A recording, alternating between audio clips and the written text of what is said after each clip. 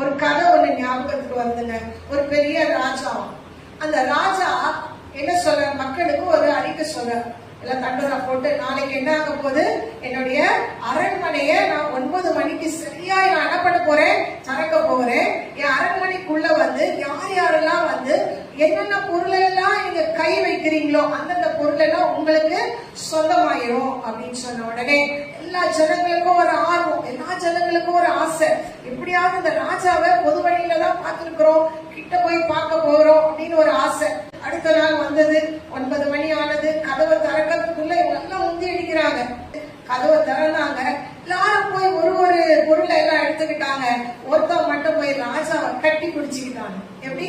ராஜாவை கட்டி பிடிச்சுக்கிட்டாங்க. அப்போ எல்லாரும் கேக்குறாங்க, என்னப்பா லூசு பாயவன் பாரு, நம்ம எல்லாம் விலை உயர்ந்த பொருள், ஆபரணங்கள், ட்ரெஸ் எல்லாத்தையும் எடுத்துக்கிட்டோம், ஆனா இவன் மட்டும் என்ன பண்ணிட்டான், ராஜாவை போய் பிடிச்சுக்கிட்டானே அப்படின்னும் போது, அப்போ அவன் சொல்றான், ராஜா தான் இந்த எல்லா நாட்டுக்கு இவர் தான் ராஜா, இவரை வச்சுக்கிட்டா எனக்கு எல்லாமே என்ன இருக்கு, எல்லாமே எனக்கு சொந்தமாயிரும். ஹல்லேலூயா. அப்படிதாங்க இயேசுவானவர் மாத்திரத்தை பிடிச்சு கொண்டோம்னா அவர் எல்லாவற்றையும் கூட கொடுப்பார், குறையா கொடுக்கவே மாட்டார். ஹல்லேலூயா. ஆனால் அதற்குரிய பாத்திரவானாய் நாம் இருந்தால் மாத்திரமே அது பலிக்கும். ஹல்லேலூயா.